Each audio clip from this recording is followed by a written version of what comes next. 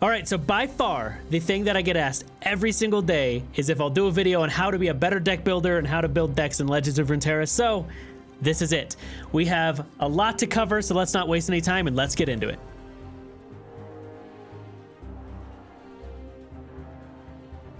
So as I said, we have a lot to cover. So here are timestamps for everything we're gonna cover today. I also put timestamps in the video description down below, so you can go down there and click to all the sections because there's a lot. But I didn't think I could do this video in any less amount of time, so I wanna give you guys as much information as I can to help everyone make better decks and more fun decks in Legends of Runeterra. So these are not the end-all be-all tips and tricks and information for all the best always information for building decks. This is just my information that I have that I want to give to you guys from my many years of playing competitive card games. I've played Magic for over 15 years competitively, played Hearthstone throughout from closed beta up until recently, and I've played Legend of Runeterra since the very first closed beta, pretty much full time. So I feel like I have somewhat of a grasp on the game and I can impart some knowledge, but these are not the only way to build decks. This is not the only way to do it. So before you put on your critical glasses and go, well, actually, I prefer to build a deck this way and you're wrong because it's different from the way I do it, that's great. Everyone does things differently. This is just how I, Saucy Mailman, go about building a deck from the ground up and the tips and tricks I have for you. So let's get into it. All right, so the first thing you need to do when you're building a deck, the number one thing is you need to have an idea of what you're trying to make. This may seem obvious, but honestly, this is a huge pitfall that I see a lot of people get into, and it's not having a clear set plan. So a couple things that you could build around are, one, you might be trying to counter a certain deck. So if you're seeing a very popular deck, or there's a deck that annoys you or something you hate playing against or losing to, you might want to build a deck that specifically counters that deck. Another thing you might be trying to do is build around a specific champion. There's a lot of really cool champions in this game. They all have a lot of different effects, and so building around one of these is not wrong, and it's completely fine, and that's how a lot of cool decks come to be. So building around a champion is another thing that you can do, is like your building block foundation of deck. Or if you just want to build a theme, there's a lot of cool theme decks. The deck we're going to build is kind of thematic today, but it's definitely one where we're building around a specific champion and not necessarily trying to counter something. But those are like probably the three big things that I would see, is you're trying to either counter something you're seeing a lot on, or you're trying to build around something specifically. But keeping these in mind are kind of your foundation, your building blocks for going forward, and what you need to keep in mind as you throughout the entire process of building a deck. This is like the number one thing, so you don't want to skip on it. You have to have a clear set goal in mind. So speaking of archetypes, I think it's important to have kind of a ground level knowledge of how archetypes in card games and competitive card games work. Legends of Runeterra is a little bit different. The lines between what a control deck, a mid-range deck, an aggressive deck, all kind of blur together. Just the way that the spell mana, the mana system in general, and the curve of the game works. But I still personally believe that there is still card game archetypes, you know, that you'd see in like Magic the Gathering or Hearthstone or whatever, that are kind of like underlaying themes behind a deck, and kind of understanding these will help you build your deck going forward so that you have kind of like a cohesive plan. So the first major archetype is aggro, or an aggressive deck. An aggro deck is basically trying to put on as much pressure as fast as they can and kill your opponent quicker than they can kill you. There are a bunch of different types of aggro in this game. Aggro is kind of like a blanket statement for any deck that's very fast and very aggressive. Something like the Draven Burn deck, the Piltover and Zonnox's Burn deck. That's an aggro deck. It's playing very cheap threats. It's being very efficient with its mana usage. You'll usually see a lot of 1 mana, 2 mana, going up to 3 mana, and usually not a whole lot more than that in a lot of these, except for Decimate. But that's a version of an aggressive deck. Something else that could be an aggro deck, though, would be something like an Fizz elusive deck, where you're playing Fizz, you have a lot of spells, but you're using them to protect Fizz. You're using your elusive threats, and like the Kinku elusive deck itself is an aggressive deck as well. There are some blurred lines when it comes to aggressive decks too. Sometimes they can fit into a more combo or more mid-range, especially in this game, but we'll kind of go into that in a minute. So the next major archetype I want to talk about is control. So the goal of a control deck is to outlast your opponent. You want to control the game. These decks will usually have a lot of removal, things like Grasp of the Undying, Vengeance, Withering Wail, Avalanche, stuff like this. A lot of frostbite effects usually fall into a control archetype as well. You're trying to stall your opponent out, remove a lot of their threats and outlast them, and generally just have more stuff than they do. Usually you're going to win with card advantage. It doesn't necessarily mean drawing a lot more cards, although usually control decks are going to have some sort of card draw because you want to have more resources than your opponent. But the overall game plan is to last longer than your opponent. Control decks want to go very late and remove all of your opponent's threats. The end goal is to make sure they don't have any way to win so that you can eventually win. So something to keep in mind, and something very important, is when you are building a control deck is to have some sort of win condition built in.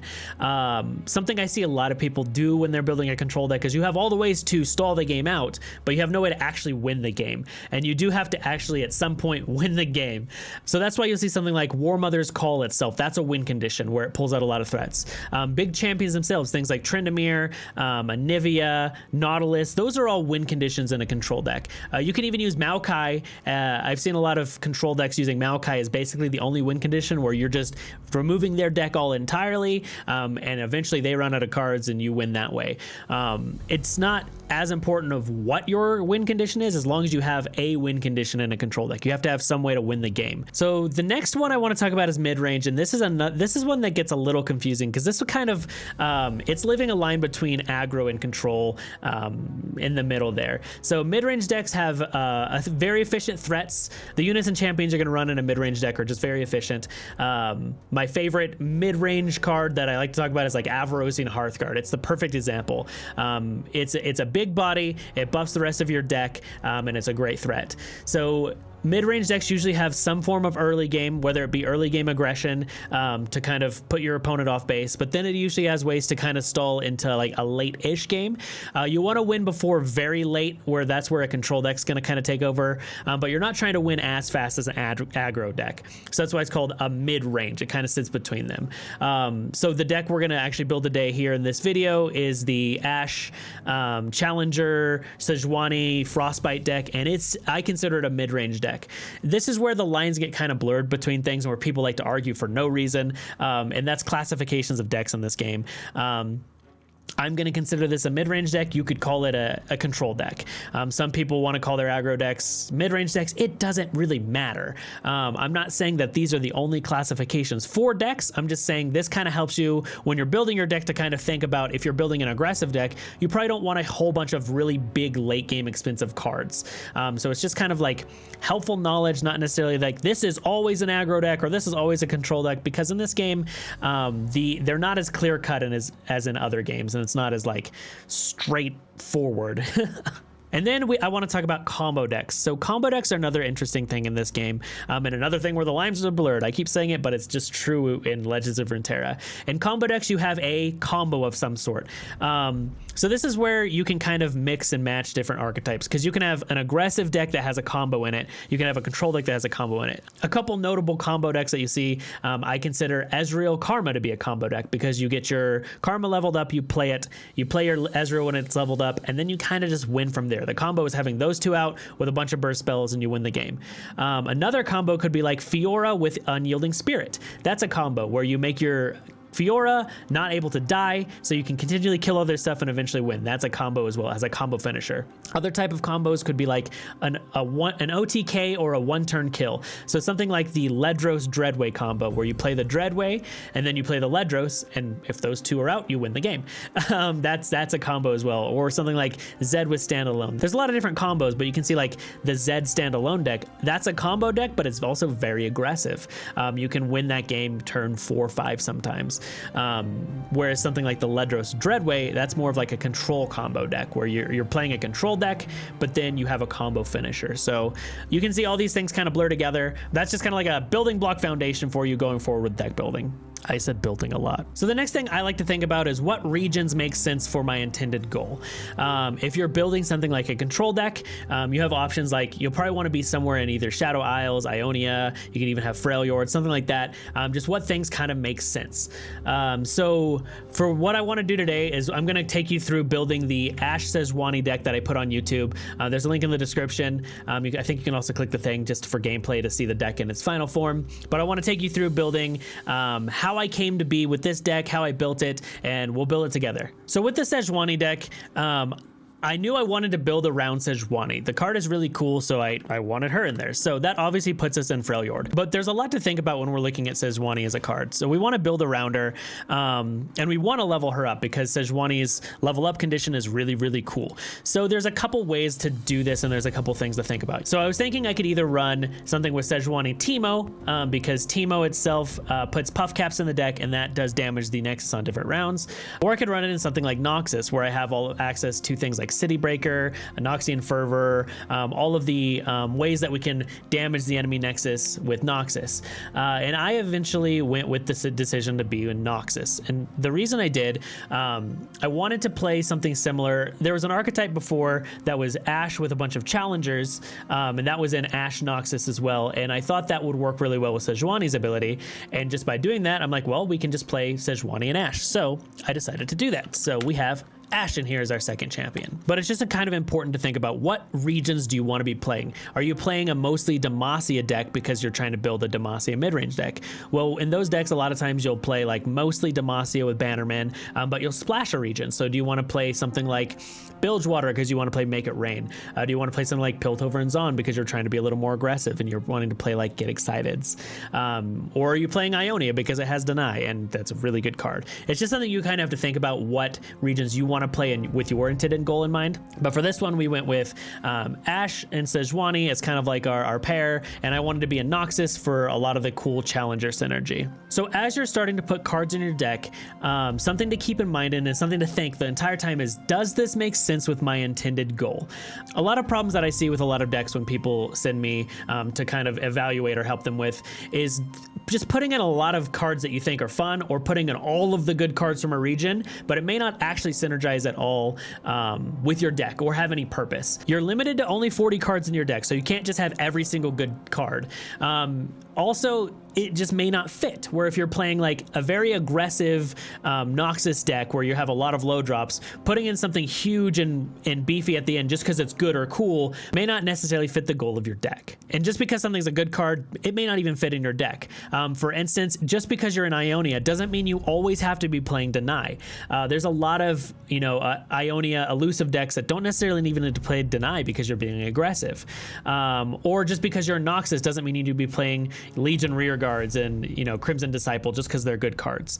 A card being good doesn't necessarily mean it fits into every single deck in this game. There may be more incentive to be playing the card because it's good, like Deny, for instance. It's a good card, but don't pigeonhole yourself into thinking, oh, this is a good card, it has to be in my deck. That's just not how it works necessarily. It may be something worth more considering, especially when you're cutting down cards and you're getting towards the end and you have a couple spots. You'd be like, okay, what are some good cards in this region I can be playing just because they're good? That's kind of where you want to fill it in. But especially when you're starting, don't just put in every single card because it's good. Make sure it fits your end goal and your cohesive theme. So when I'm first starting to build a deck and I have kind of an idea and a theme in mind, so like this, we're playing an Ashe Sejuani deck, and I said at the start we want to make some sort of challenger deck. What I'll start doing is I'll just start putting in all the cards that I think either fit or are good in this situation.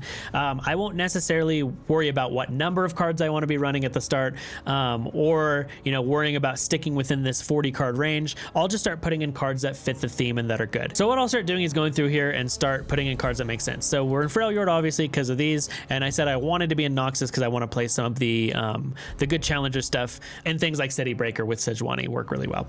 So I'll start going through here and start putting in cards that are good. So we know Brittle Steel is a good card, and I'll just put all 3 copies in, and we'll kind of like trim through things at the end. I'll just put in 3 copies of everything that I think is good at the start.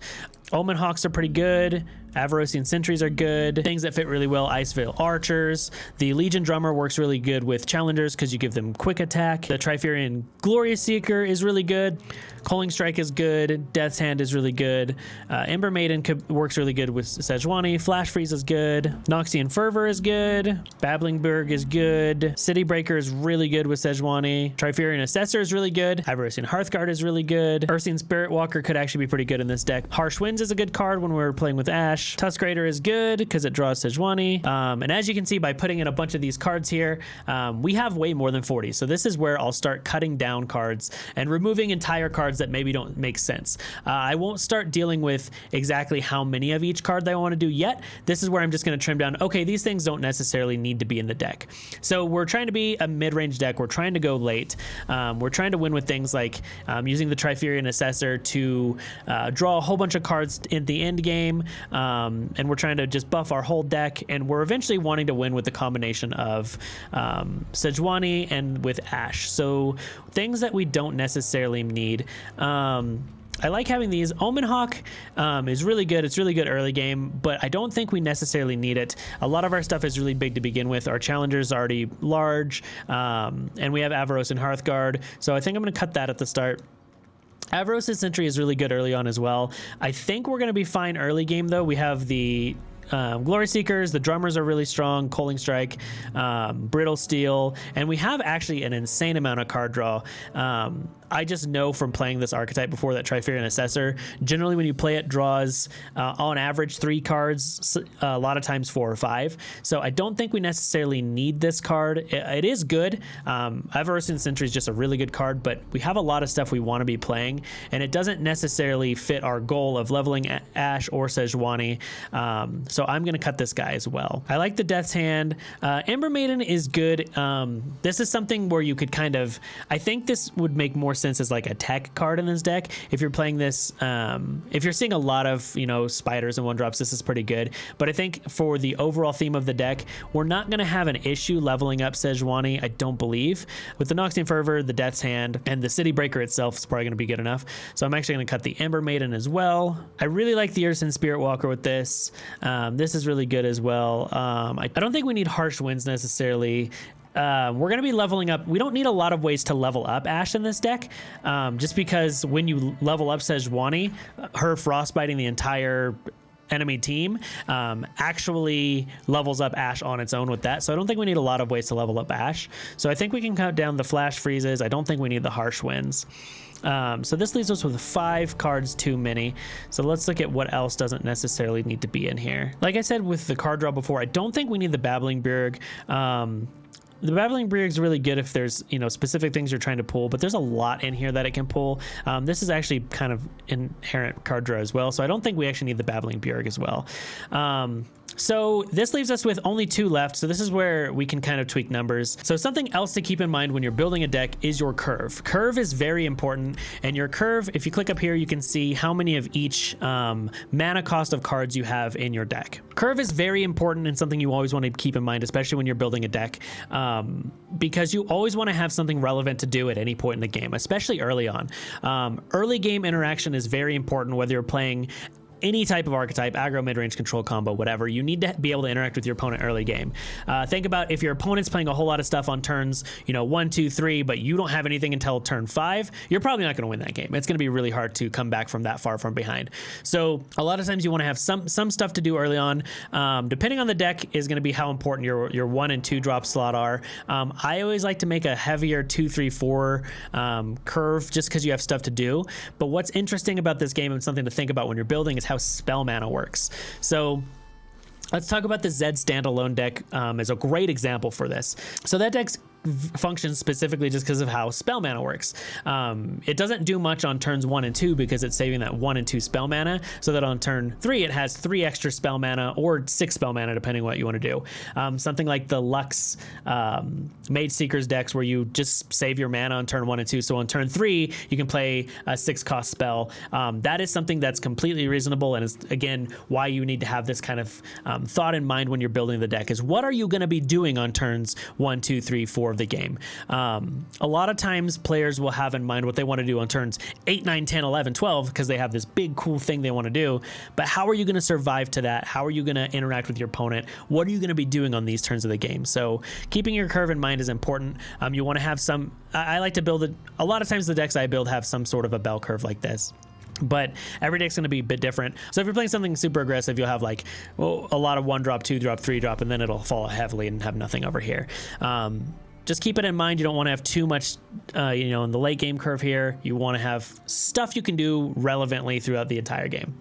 And let's talk a bit about how I like to think about what number of cards I'm playing in any specific deck. A big tip I'm going to give you, and something that I always like to keep in mind, is to avoid too many one-ofs. it's really, really hard. It's really, really easy to put in all of these single copies of really cool cards, especially when you have things like Battle Fury, Leviathan, War Mother's Call. There's a lot of real big, cool, splashy effects, and I see a lot of people putting way too many just single copies of cards in a deck. Something that will drastically help your consistency and help your win rate is to avoid too many one-of cards. And when I say a one-of, I mean one copy of a card in a deck. It's hard. It is very hard to not put in all the stuff that we want to play in a deck, especially in a game like this that's so heavily focused on, League of Legends lore. There's a lot of really cool cards, so we want to play all those Cythrias and, Battle Furies and whatnot, all just the cool splashy effects. But if you put too many single copies of a card in a deck, it becomes very inconsistent. How often are you going to draw that card just by it being in the deck? And how often is that card relevant? So I don't like to put too many single copies of a card in a deck, just because it is going to make your deck less consistent. When I'm putting copies of a card in a deck, this is how I like to think about it. So if something is a card you always want to see every single game, it's good in multiples, or it's something that your deck revolves around and needs to have, you probably want to have 3 copies of it if you can. The more important a card is to your deck, the more often you want to put 3 copies of a card, 3 copies of it. Now, this is where it gets interesting, because even if it's really bad in multiples, but you need it to win, you can still get away with putting 3 copies of it. So for instance, a deck like the Ledros Dreadway combo deck that I built, I'm putting 3 copies of Ledros and Dreadway in the deck. Even though they're really, really bad in multiples, you don't want to have a whole bunch of Dreadways. You don't want to have a whole bunch of Ledros. You need these 2 cards to win the game. This is what the entire deck is built around. So you want to have 3 copies of each. If you cut back on these, the likelihood of you drawing them is reduced. So since this is something I always want to have, there's 3 copies of each. So I usually do importance. So is it something I need in the deck for it to win? If so, I'm putting 3 copies in. Something like Fizz. If you have Fizz in your deck, you probably want to play 3 copies. Is this something that I always want to see in the games? So if it's something where you always want the card to be, you always want to draw the card, it's never bad, like Make It Rain, I usually put 3 copies of. If it's like, hey, this card's good at any point in the game, you probably want 3 copies. So for something where I want to have 2 copies of it, I think, is this something that it's a good card, but I don't necessarily need it to win? It's a good card, but I don't necessarily need to have it, at a specific point in the game. I don't need it in my opening hand. I don't necessarily need to have it, but it's nice to have. It's good when I do play it in the deck. It works out when I draw it, but it's not like a cornerstone of the deck. So like in this deck, something like the Box, for instance, it's a good card in this deck because it's a slow control deck, but it's not necessarily integral to my game plan. It's not the most important removal spell, but it's good when it's good. So I have 2 copies of it. This is another thing where a lot of people will have just everything is a 2 of them in the deck, and that's something as well where it just kind of thins out the power of your deck. If everything is 2 copies, there's no priority of what's important. It's all just kind of flat across the board. So you'll want to prioritize things that you always want to have as 3s, things that you want to have. They're nice to have, but they're not necessarily the most important is 2 ofs. So then this is where I come to things that are 1-of copies, and there's nothing wrong with having single copies of a card in a deck. This is where I like to think, is this something that would be nice to have in a certain matchup at some time? Is this a really cool splashing effects that could just win me games where I shouldn't have won at any point? Something like Unyielding Spirit or Ruination, we'll see a lot of 1-ofs. Or is it just a very expensive, and when I say expensive, I mean mana cost, not necessarily like monetary value. Is this like a very expensive card so I can't afford playing a ton of them? Something like putting a 1-of Ledros in here, or Ruination, obviously, where it's just like, it's a very high cost card. I don't necessarily want to have a lot of them. If a card is incredibly bad in multiples, this is where you'll want to consider it being 1-of or a 2-of in a deck. But there's nothing wrong with 1-ofs. I love to put in like a really cool 1-of here and there, just something that your opponent's not expecting because it's really sweet. Like Unyielding Spirit is like one I just put a 1-of all the time in decks just because it's really cool and has a strong effect. But when I say avoid putting a lot of 1-ofs, this is where you don't want to have like 7, 8, 9 different 1-of cards in your deck, just just because your consistency is going to drop dramatically. So just keep that in mind. Think about it where if it's a card where if you never draw it, is your deck going to function completely fine? Because if you only have one copy of in the deck, your likelihood of drawing it goes down exponentially. So if it's something where you're like, all right, this is cool that it's in my deck, I'd like to have it maybe sometimes, but I don't necessarily need to have this at all to win, you can put it in that one of slot. So taking that knowledge, this is where we want to decide. We're at 42 of 40, and we need to cut 2 cards. So is this something where we want to drop a couple cards down to 2 copies, or do we want to drop one thing down to 1 copy? I think that all of the cards that I have in here are cards that I do want. I think they are all very important, but now we decide what's the least important. So looking at this, the Tusk Raider is the first thing that comes to mind. I definitely want to draw it. So I want to have at least 2 copies of it because it's very, very powerful. This makes the entire deck function super well when you double the health and power of everything in your deck.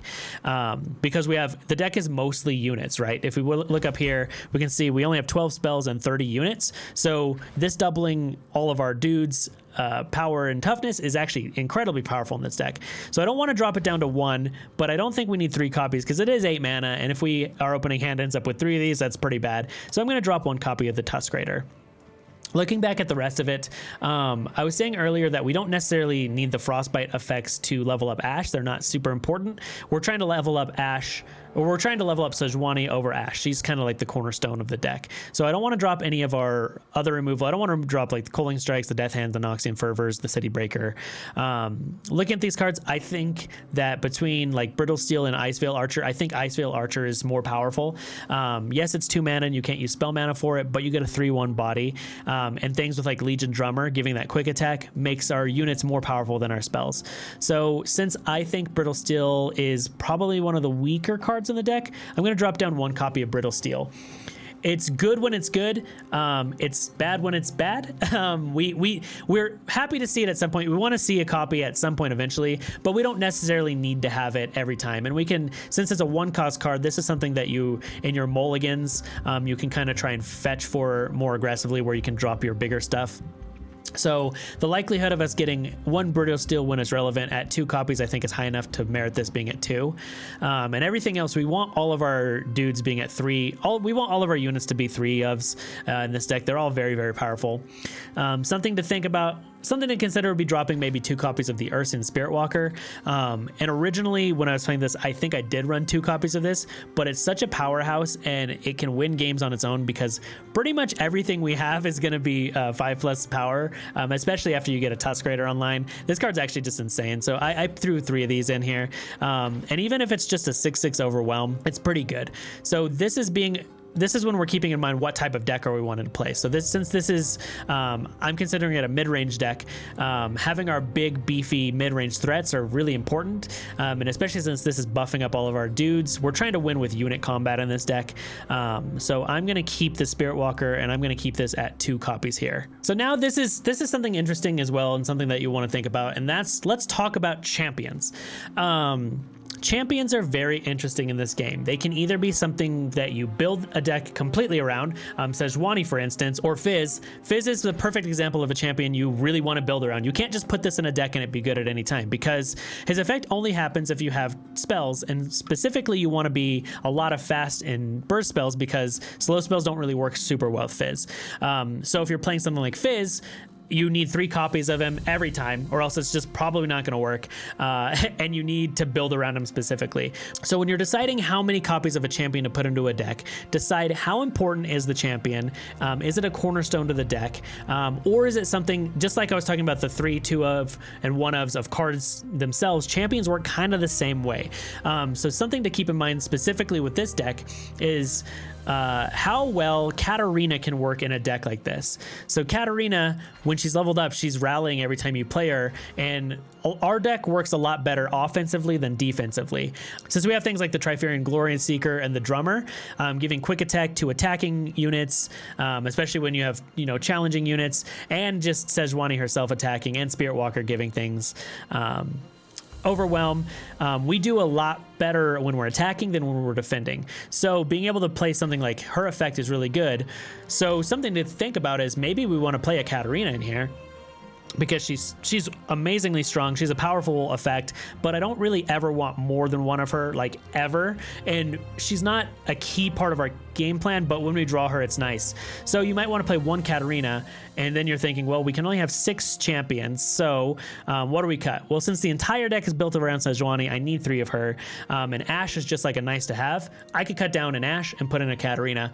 And this is powerful. It does make it less consistent that we're going to draw Ashe, so we have to think about, okay, how important is Ashe versus Katarina? So this is something you have to evaluate depending on what you're seeing on the ladder, what you're seeing in your pocket meta. I don't have an answer for what's going to be best for you in every situation, but this is something you can consider. Maybe I do want 1 Katarina and 2 Ashe, and that's completely fine. All of the champions themselves work a little differently and work differently in multiples, and it really just depends on what you're doing. So generally, champions like Elise or Ezreal, when you're playing them, you always want them because the deck is somehow hinging on this to win, especially with like Ezreal or Fizz. Fiora, you're usually playing 3 copies of him because it's such a powerful card, it's such a powerful effect, and your deck is somehow built around it. If you're building your deck around a champion specifically or a way that they work, you probably want to have 3 copies of the champion. If it's something that's just nice to have, you could put 2 copies in. A lot of times you'll see things like Twisted Fate, for instance, is a really good example of this, where he's just powerful on his own. So you can slot this in as 2 copies of or 3 copies of in a deck, no problem. It's super strong. A lot of times you're playing this guy not even necessarily to level up, just because he's very good. So champions like that you can put completely fine 2 copies of, or if they're like they don't level up all the time, or if the effect isn't necessarily game winning but it's just a powerful card. So this is why you'll see like Gangplank specifically you'll have a lot of 2 copies of, because it's not necessarily something you need to have 3 copies of. But things like Heimerdinger, you're probably wanting 3 copies because you're building the deck around it. Another thing to think about is this champion's signature spell. So how champions work in the game is when you draw a copy of a champion, if one's out already, they turn into their signature spell. So thinking about how good a champion's specific signature spell is something to keep in mind with how many copies of a champion you have as well. So something like Anivia, for instance, has a really good signature spell. Anivia's Harsh Winds is super powerful. Harsh Winds is a great spell. Decks are usually playing this are slow and grindy and control-y, so getting multiple copies of Harsh Winds is great. So something like Katarina, Death Lotus isn't necessarily the most powerful signature spell, so having a whole lot of copies of this probably isn't going to be incredibly good, but that's something that you do want to keep in mind. I wouldn't use the signature spell as like a cornerstone for like what you're building the deck around, but think about it. Like if you're drawing multiple copies of Sejuani, do you want to have her signature spell? I think Fury of the North is very powerful. This card is actually really strong. 4 mana, 4/4, give your dude 4/4 at burst speed is incredible, especially in this deck when we have a lot of overwhelm. It's a good combat trick. So multiples of Sejuani is actually insanely good. So it's just something to think about. How good is a champion signature spell? If you draw multiple copies of this, are you super upset to draw it? So just think about that when you're deciding how many copies of a champion to put in your deck. And it's also, last closing thought on that, it's completely fine to put 3 different champions 2 copies of. We've seen a lot of Bilgewater decks because a lot of their champions aren't necessarily like integral key parts to the decks winning. You see a lot of like 2 Gangplanks, 2 Twisted Fate, 2 Misfortunes, because they all have good effects at some point of the game, and there's nothing wrong with that. You can build a deck that have 3 different champions, 2 ofs. I would avoid trying to squeeze in 4, 5, 6 different champions, just because again you're going to run into the issue of consistency. And a problem I usually see this happen is because someone's in love with a champion from League of Legends. I absolutely love Yasuo, so I'm putting him in every deck, just one of. It's probably going to make you lose more games than you're trying to win. Unless your goal is to just have fun and play that Yasuo, go for it. But putting a bunch of single copies of champions in the deck are definitely going to dilute your deck, and you're probably going to lose a lot more games because of it versus the games you would win from that one time it's relevant. So just keep that in mind. Just because it's a really cool card, just because you love it, just because you're emotionally attached to it like I am with Fizz, I'm not going to just throw him in every deck. Fizz is my favorite card. Sorry, Timo. So yeah, just keep that in mind when you're kind of deciding how many copies and how many champions you want to put in a deck. All right, so now that we have a deck built. So this is a deck. This is it looks like a deck to me. It's got 40 cards. We don't have more than 6 champions. It looks like a deck. So this is when you want to go kind of over it and a high level overview.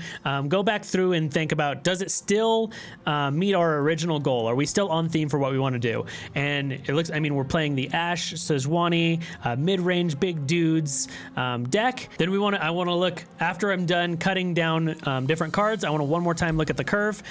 This curve looks great. So how I said, I want to have, you know, a very pretty curve that's heavier in the middle, tapers off for this mid-range deck. It's a mid-range deck, and in the middle, it's where we're strongest. I think this curve looks beautiful, so I like that. I'm very happy with that. And does the deck make sense? So overall, cohesively, we have, you know, ways to stall the game. We have, you know, Culling Strike, Frost effects, removal, and then we have ways to win the game with our big threats, so it would make sense.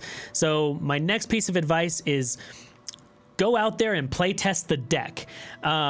Instead of stressing over all of the little things, you could sit here and math this out for hours. You know, the small details, like what if I played 2 copies of Iceveil Archer and 1 Harsh Winds, and you could do that forever. You could math this until the end of time. But the best way to see if a deck works and what's working and what's not, play test it.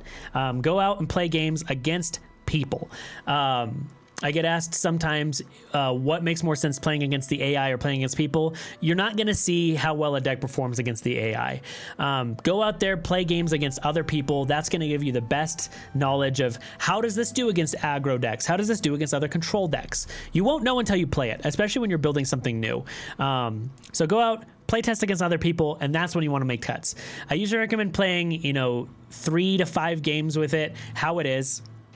See what cards worked, what didn't. You may find, okay, actually in this deck, I didn't like how Culling Strike was working, so you might want to cut some of those and put other stuff in. But you won't know until you try.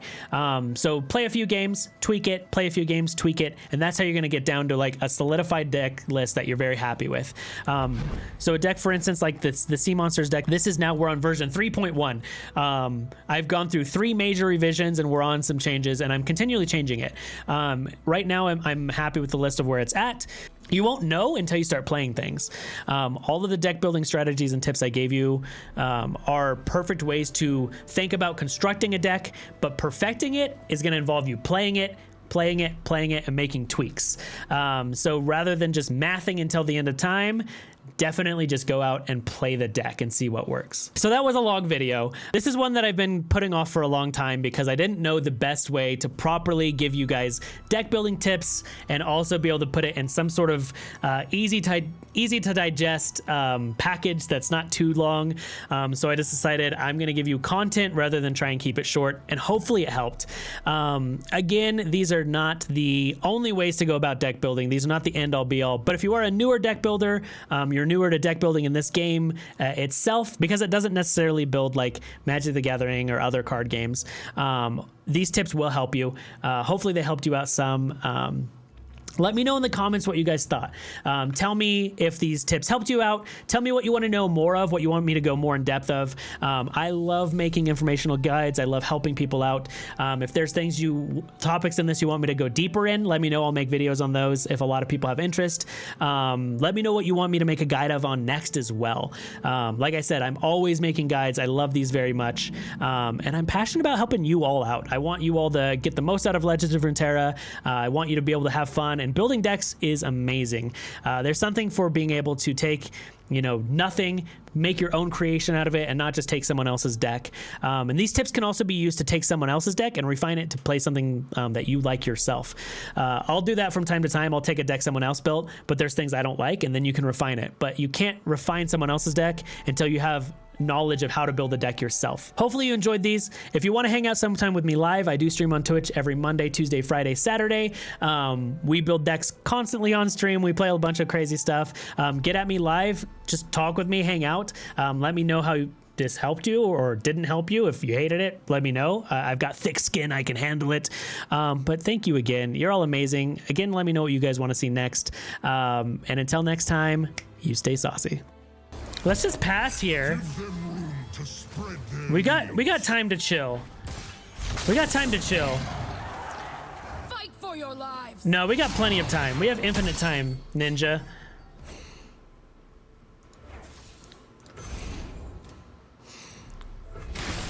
Oh, it does work. I didn't think it would. I actually didn't think it would. Sick. That doesn't matter. Oh, now he has less cards than us. Springs anew. Bam.